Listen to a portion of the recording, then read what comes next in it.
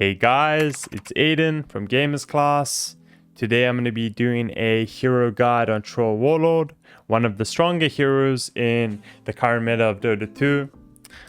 So getting into the video, I'm going to start off with some of the changes that were made to him in 7.28, because I think this is a big part of the reason why Troll Warlord is in such a good spot at the moment.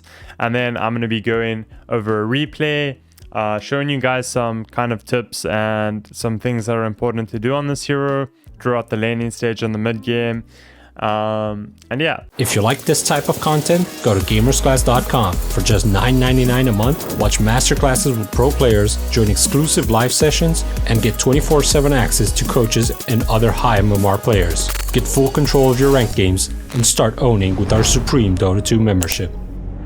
And we'll just start off with these changes. So obviously in 7.28, Troll Warlord got a pretty nice buff to his Berserker's Rage with the movement speed. Movement speed is going to be super good on any carry hero always, so obviously this is great. The level 25 change isn't too important because I feel like the Battletron's strong dispo is just really strong. Most of the time you're going to be taking that. And then obviously the Ags that they reworked was one of the main reasons that made this hero a lot stronger. Obviously the Ags is just super good. Being able to dispel enemies is a really good thing throughout the whole game. And more importantly, being able to dispel yourself as a Troll Warlord, a hero that has, you know, like a spell that gives him like just really good at scaling, like really good scaling damage and at man fighting.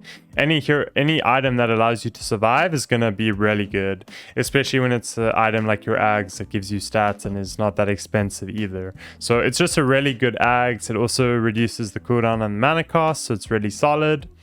And something else that's pretty worthy to note is this hero actually hasn't been changed in any of the 3 patches that came after 7.28. So this basically means the hero has stayed the same strength, while a lot of the other heroes have been getting nerfed. For example, Wraith King, some of the other carry heroes, Morphling's been nerfed a bit, and all these heroes, you know, getting a little bit of nerfs every here and there in 7.28 A, B, and C, and Troll Warlord actually hasn't been touched. So I think this is all part of the reason why the hero is doing really well at the moment.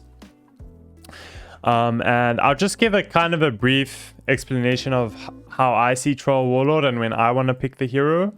And most of the time, the way I see this hero is it's a really flexible carry hero, and it's a really strong laner. Like it's one of the strongest carry laners in the game, if not the strongest. And just from that reason alone, the hero is really solid. And then also, not to mention, there's 2 pretty nice builds you can go on the hero. Obviously the first being Battle Fury, which is a great item on Troll Warlord. It's a pretty good item in the current meta. So pretty much any item that's good in the meta, as long as your hero likes buying that, it's gonna make your hero a little bit better. So obviously in this case, Battle Fury is in a pretty good spot. And then there's also Maelstrom, which is kind of the other build you go on Troll. And the main differences being is that they kind of achieve similar things, except Maelstrom allows you to come online a little bit faster, because it's obviously half the price of Battle Fury, which means you're going to be getting like Maelstrom plus Yasha around the same time as your Battle Fury most of the time. And obviously this is going to mean you're like a little bit stronger at fighting, while you're still pretty fast at farming as well. So these are like kind of the 2 builds I go by most games. And for those of you who don't know, I'm also a pretty high MMR player. The highest MMR I've achieved is 8,000 MMR, and I main the carry role. I've been playing a lot of Troll recently, and I've had a lot of success with the hero. And the 2 builds have kind of been my go-to build is firstly the Battle Fury build. And I feel like this build is best when you're playing against heroes that can't really pressure your towers, when you kind of know that you're going to have time to farm like your 2 items after the Battle Fury. Because most of the time, once you get Battle Fury, you're going to continue farming and just split pushing lanes, and you're going to be going for something like Yasha, BKB, in some games, obviously you can go greedier and you can go like S and Y and stuff, but for the most part, it's going to be like Yasha BKB, something like that. And then if you feel like you want to come online a little bit faster and you feel like you can be more useful in the game, Maelstrom is a decent choice as well, because obviously it's pretty much half the price of Battle Fury, and you're going to have Maelstrom plus Yasha like at a similar time you would have gotten your Battle Fury, which means you're going to be a little bit more useful for like fighting with your team and like pressuring towers and stuff like that, whilst at the same time also being able to farm pretty fast. So there's two pretty nice builds on the hero at the moment. Obviously these aren't the only builds you can do. You can also just like rush S and Y, but the main problem with this build being is that you kind of just don't have the best way of farming super fast. And then I guess it's also worth to mention that I have seen some guys playing Troll Warlord mid, and they've tried the Axe Rush, which is pretty decent as well, but obviously as a carry player, I wouldn't recommend it too much if you're playing it on the carry role, because you're going to want some sort of item that helps you scale, like Maelstrom or Battle Fury. So these are kind of like the main skill builds on the game, not skill builds, sorry, the main item builds on the hero when you're scaling into the mid game. When it comes to starting item, you're generally just going to be buying enough regen you need for the specific lane you're playing against, and you're going to be buying as much stats as possible, and you're pretty much going to get a Quelling Blade every game, although it's not 100% necessary on this hero at the start, because pretty much every game you're going to be taking your ranged axes level 1 to help you secure range creeps. So you can actually just consider going something like circlets, a slipper of agility instead of the Quelling Blade, and then you can courier out the Quelling Blade afterwards. But obviously this is personal preference. Most of the time I would just recommend starting with the Quelling Blade, because you want to be able to like cut down the trees here, cut down the pool camp, cut down this tree here, and you know, it's just nice to have it. And then if you're laning against heroes like Bristleback or Bad Rider, you're gonna obviously just be buying a stick level 1. And stick is also just like a really solid item to get on the hero, because this hero struggles a lot with mana, especially in the laning stage, because you have a really low mana pool, as you can see, and you're using your spells all the time. Like you're using Whirling Axe to secure range creeps like all the time, and you're also like a lot of the time you're going to be harassing a lot, so you're going to be using Whirling Axes when you're like level 3 and stuff to harass enemies and fight them or trade with them, and that obviously costs a lot of mana as well. So stick is really good. Generally the earlier you can get the stick, the better it's going to be, because it's going to help you with your mana problems in the lane. Okay, so we can see here Mickey went like just kind of the normal like agility item build, just Quelling Blade, circlets, 6 tangos and 2 ironwood branches. He does contest the Barney runes there, and obviously when you're playing troll and you have a strong +5, especially Undying, it like synergizes really nicely with the hero, because it's a tanky melee support hero with sustain. You're gonna want to like contest this. Obviously in this case there are 3 heroes, but they're not very strong on level 1. It's a Pangolier and a Rubik, so you don't need to worry too much about it. And if we talk about this matchup a little bit, Pangolier is a good example of a hero that you'd like to pick troll in, like you like this matchup as troll, because it's just very hard for Pangolier to trade with you in the laning stage. You can pretty much just click him throughout the whole laning stage and he can't do much about it. The biggest strength, like one of the biggest things for Pangolier is his lucky shot, right, in the laning. And he doesn't really have the opportunity to run up with you and just trade hits with you, because you have the range advantage, and you can also give him mistrance with Whirling Axes. So it's quite a hard lane for Pangolier. So this lane is pretty favorable for our Undying and our Troll. And we're going to see that they're going to play very aggressively from the start here. And if you're playing in a lane as Troll where you feel like you are very favored, it's very important to do this. as you can see, he's posturing like very aggressively in the lane, right? He's making it so that his hero is in front of his creeps, so that if the Pangolier wants to come last hit, he actually needs to run past the troll, and obviously our troll is just gonna hit him. Obviously in this case, he has an Undying as well, so it's a lot easier to do this because Undying is super strong on level 1. If you have something like a Lich, maybe you can't get away with doing this because he's going to be playing a little bit more passive. He can't really just like run at them like this. But again, it's very important. You always want to posture like this when possible, and you want to hit the enemy as much as you can. Like we see here, they're pretty much getting a first blood on this Pango. He does have a solve, but the Undying's going to kill him with an XDK. So this is really good. And he's sticking around to help his support. He doesn't want to let his support die. They're actually going for a second kill, but they won't be able to get it. So it wasn't actually the best for the troll there, but obviously killing the Pangolier this early on in the lane is like obviously going to be really good for him. And now he's just gonna try keep the lane a little bit more static. You always want the lane like as close to your tower as possible, because you just want to be able to hit the enemy pos 3 as much as you can, like in range form. So in this case, obviously the lane pushes in a little bit. This is a pretty instructive moment, or it's very important, especially like when you're playing troll. It's very important to do this. And basically what he does is he uses his whirling axes to secure the range creep, right?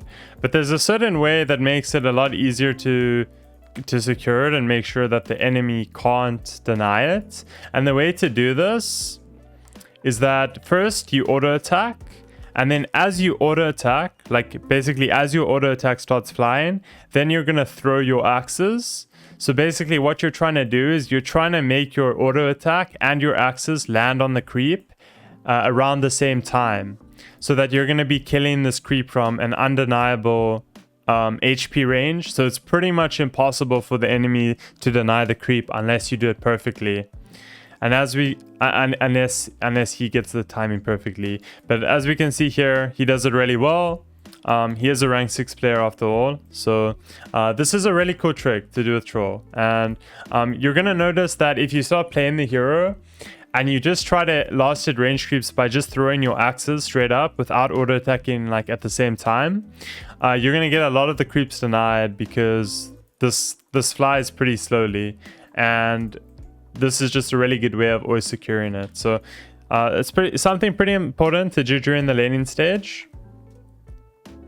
And we can see also whenever he's able to just trade blows with the enemy, like he's gonna do it, right? Especially when he's level 2 and they're level 1. This is always gonna favor him. He's not taking as much damage, and he got the stick out really early. And I mentioned this earlier. Whenever you're against a lane where you're gonna get decent value out of the stick, you want to make sure to get that, especially on troll, because like I said, you're going to have a lot of mana issues in the laning stage because you use your spells a lot to secure creeps as well as fight the enemy. And this is a pretty nice kill on the Rubik. Rubik is just overextending a little bit there, trying to fight him too much. And the lane is in an extremely dominant position for our troll and our Undying at this point. They played the start of the lane really smart, and that's kind of put them in this position. They played very aggressively when the Pango and the Rubik had no levels, when they couldn't really do much to stop them. And now they're just in a very commanding position. Troll Warlord's just gonna farm. And basically you're in the laning stage when you're just CSing for free and there's no one that can really contest you. You're obviously gonna be in your melee form because you're gonna get extra damage from the Quelling Blade. Can see he queues up the boots. So this is something that has been happening for quite a few metas now, for carry players, where players are rushing their boots as soon as possible just because it gives you such a powerful spike in the lane. With troll you have obviously two options for your boots, and that's either going to be phase boots or it's going to be treads. So Generally, like, phase boots are better when you feel like you can dominate the lane really hard. So in this case, they had a really good start to the lane, and the phase boots is just going to help him get kills even more and run them down. And also going to make him a lot tankier, right? So it's going to be very hard for the enemies to pressure him with the armor. And not stopping the aggression. And like I said, with the boots rush, this is something I recommend you guys do as well. Whether you're going phase boots or treads, it's really good to just try get your boots as fast as you can. Because it's a huge power spike, especially when you can get them super early, like 6 minutes, you know, anytime like that. And then generally after you get your boots, that's when you're going to buy like your magic wand and your wraith band. So at this point, the lane is just going really well for them. They haven't really like calmed down at all. They just continue to play super aggressively. And this is exactly what you need to do in lanes where you have a really good start. Just hit the enemy as much as possible. And whenever there's an engagement you can take, you're pretty happy to do it as a troll with obviously the double axes.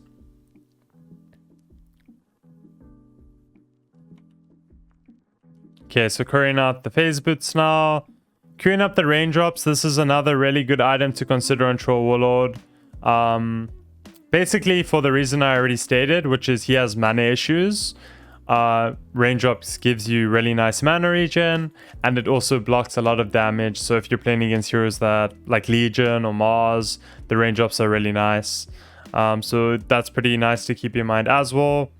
And for the most part, the laning stage is pretty much over at this point in this lane. He has a very free lane. So I'm going to be skipping on a little bit further into the game so we can talk a little bit more about how you want to approach the mid game. So I'll move forward here to about, let's say, 9 minutes. And this is 5 minutes later in the game.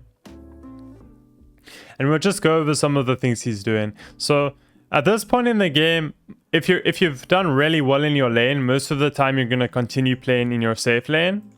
If it's a lane where you feel like you can't really stay because the lane was more even and you're playing against like a hero that threatens you with a rotation, for example, something like Mars, generally the best thing to do against that is just move towards the jungle, or if you feel like it's possible, continue shoving it, just shove out your safe lane as fast as you can, then farm the jungle and continue doing that until it's not safe to do so.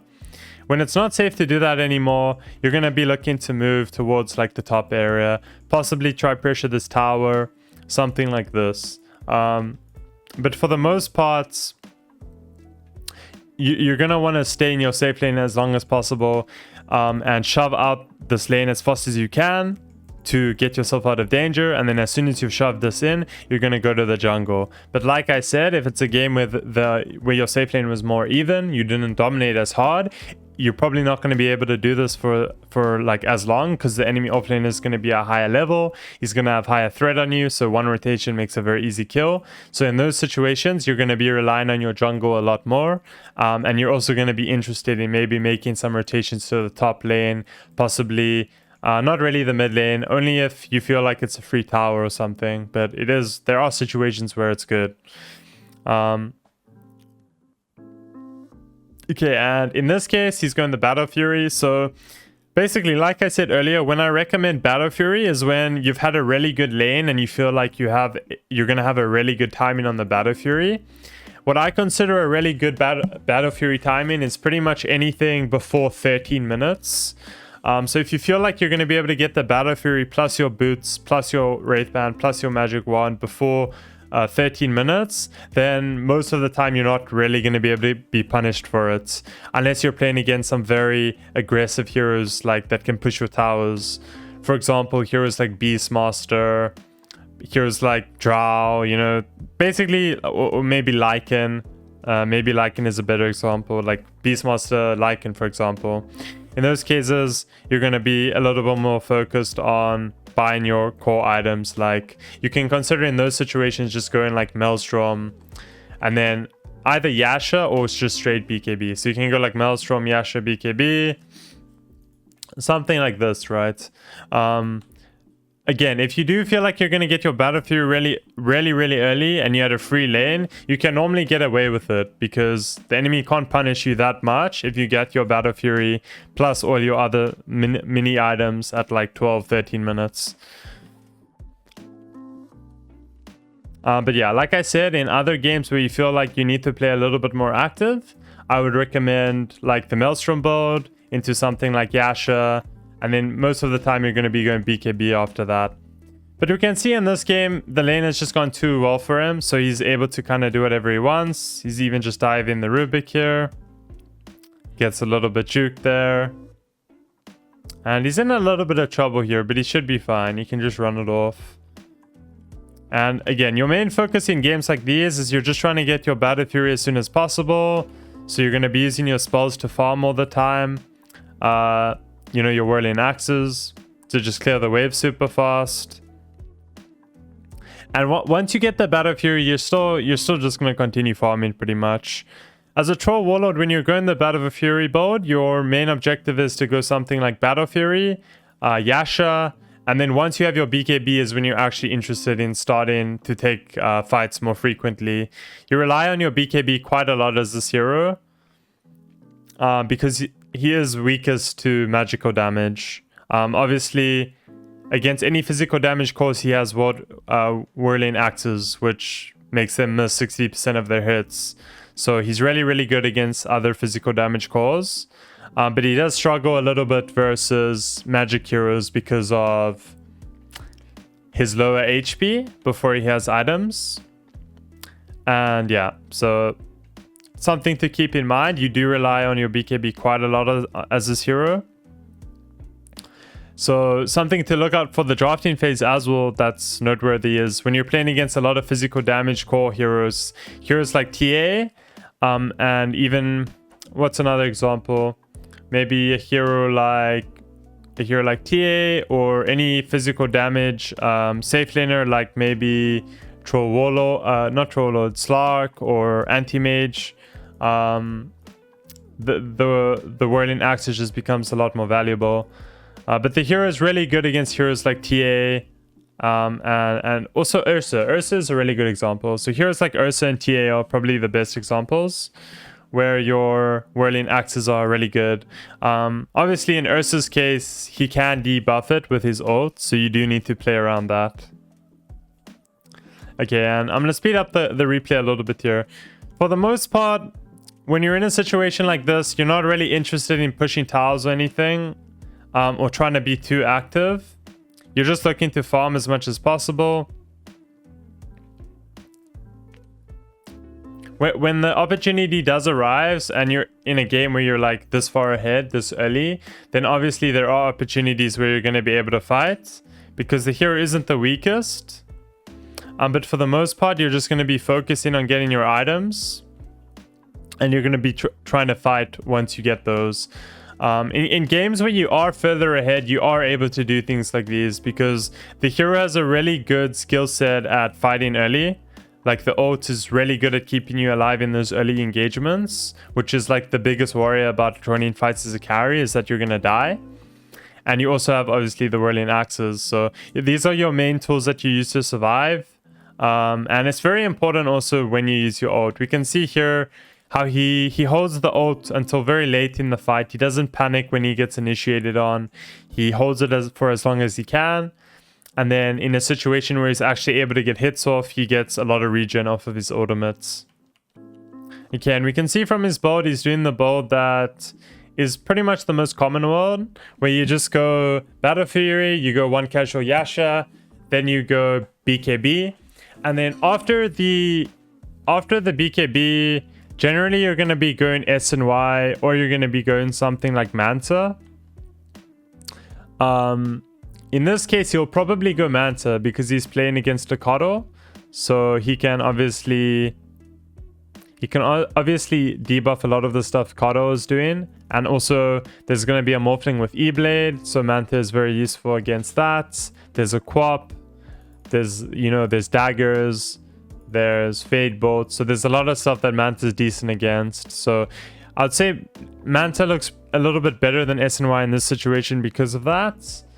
And then generally your main core items after the BKB and after like your SNY or Manta, you're generally always going to be going Basher after that. You can also consider Skadi. Skadi is also really solid. So yeah, these are kind of your main things. And we can see here he's not trying to force anything, right? Even though they're very far ahead in the game, he's not trying to force too much. Obviously here he does run in as I say that, which wasn't the best idea.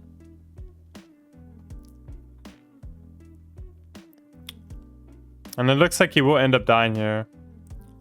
So yeah, for the most part, you don't want to force stuff too much, even if you're like far ahead. The main thing you want to be doing in situations like these, especially when you're playing against heroes like Kodo, Pangolier, Morphling, you know, all these magical damage heroes. These are all heroes that are pretty good against Troll Warlord until he has BKB.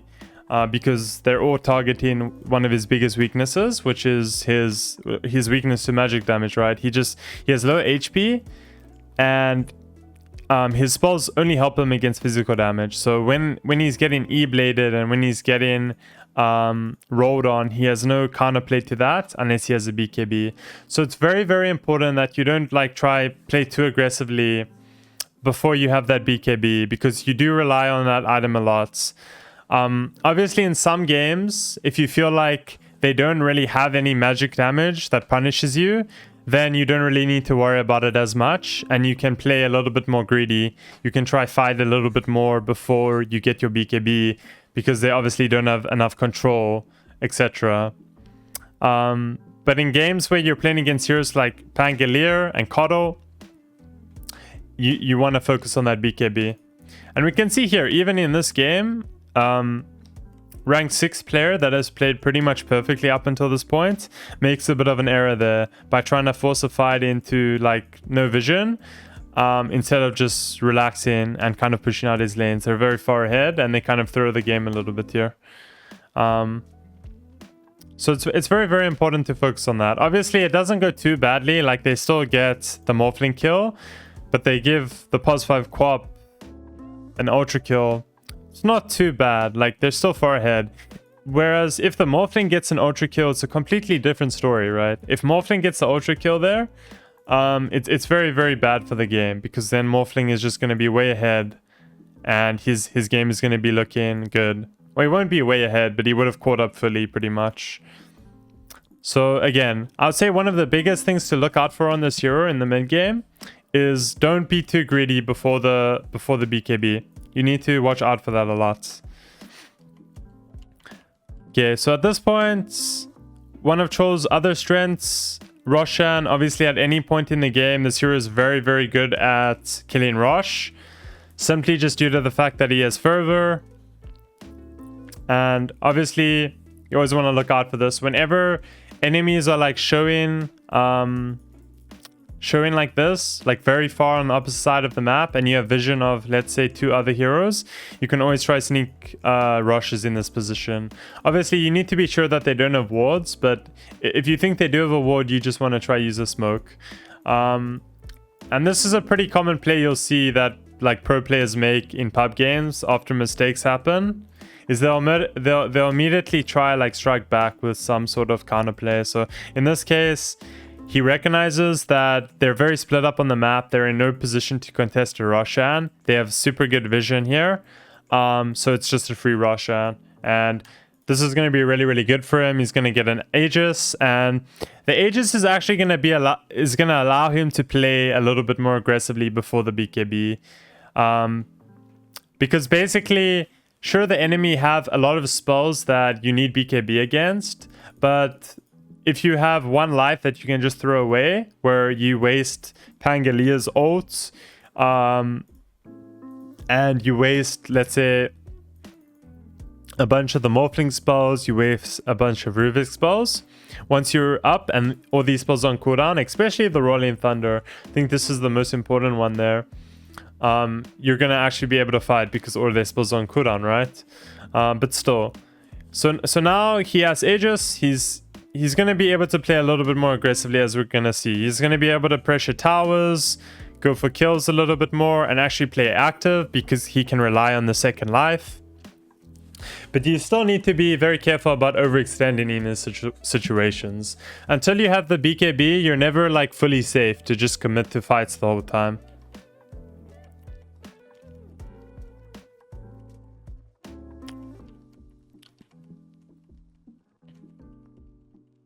Okay, probably not the best play from his teammates there. Whenever it's situations like this where you're trading a tier 2 for a tier 2 and you guys aren't set up bottom, most of the time it's going to be very hard to defend that. So you always need to watch out for that.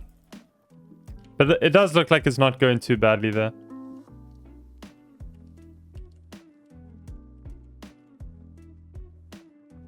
And we can see he's not really interested in running to that part of the map. He just wants to finish his BKB, and I assume he's just gonna start hitting the mid tower now. He can consider running over towards the fight now. He has his BKB. The fight is still lingering on. And his Batrider is also respawned, so they're gonna have the control needed.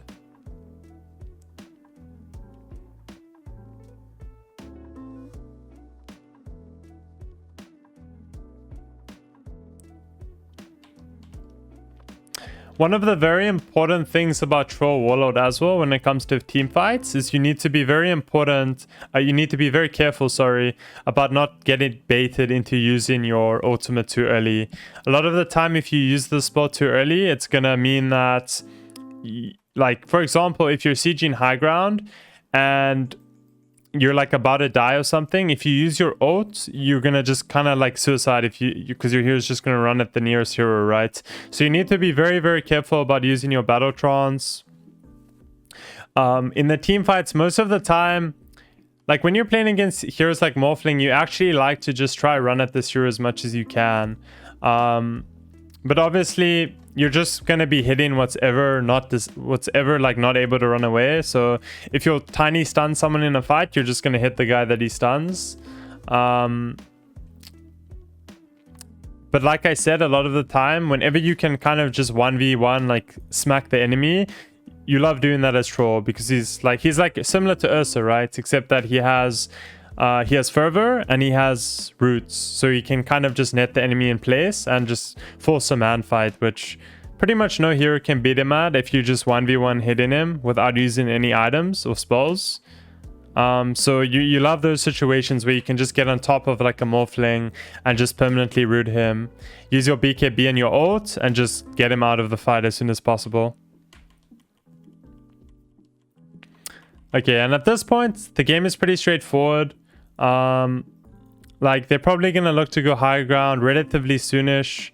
They might not even. They might just use this Aegis to shove out lanes and farm, and then rather wait for the next Aegis. And also, whenever possible, you're going to be trying to force fights, obviously, when you have this. When we look at the item builds, next item, a Basher, probably after that an Abyssal Blade. He pretty much just wants an item to allow him to kill the enemies, right? So in this case, Abyssal Blade is really solid. After that, he'll probably go like a defensive item like Manta, possibly Ags. Ags is also a really solid choice. Generally, your Ags is going to be like your 4th or 5th item, so it's important to keep that in mind. And it's also really good in this game, so it's definitely a possibility. And we can see here, he kind of does what I said earlier, right? Whenever you feel like you have the opportunity where you're going to be able to lock down the enemy carry and like just man fight him, you want to pop your BKB and your ult and just try get him out of the fight. Obviously, in this case, he doesn't hit the root and he wasn't really in position to do so, but he's still looking for those opportunities, right? Which is important. These are the kind of plays you're trying to get. You're trying to just lock down that enemy Morphling. Just keep him in one spot with your BKB and your ult, and there's nothing he can really do if his E-Blade's on cooldown. So this is something to look out for with this hero. I don't want to go too farther on here at this point in the game. I am going to skip a little bit further into the replay to wrap this video up. And yeah, so we'll just skip towards the endish here.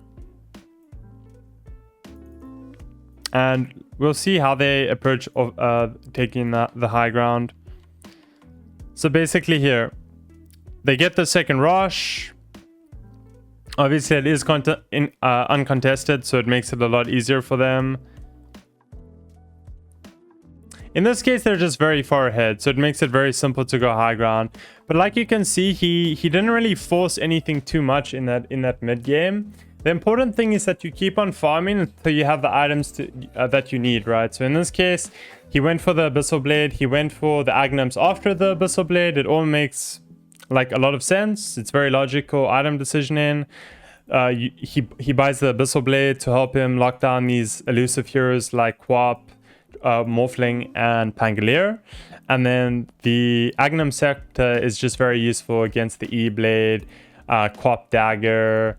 I think it even debuffs Lucky Shot, and then obviously Coddle can Blinding Light and all this sort of stuff. So, and also Fade Bolt.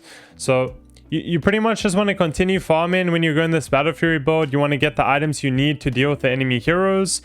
On the first Aegis, you're not necessarily going to try force anything too much. You're just going to try farm as much as possible.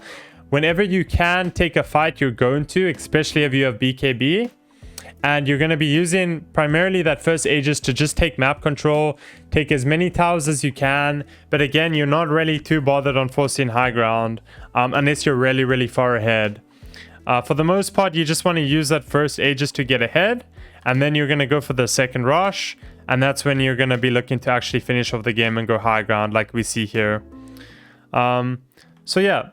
That was my little mini guide on Troll Warlord, guys. I hope you found it helpful. A couple of tips for you here on the hero, and a little bit of a laning stage guide as well.